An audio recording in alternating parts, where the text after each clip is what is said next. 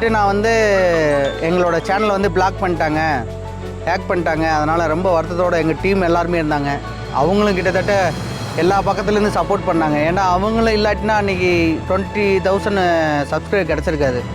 ஒவ்வொரு ஆளுக்குமே வார கஸ்டமராக இருக்கட்டும், இல்லை போய் அங்கே கஸ்டமர்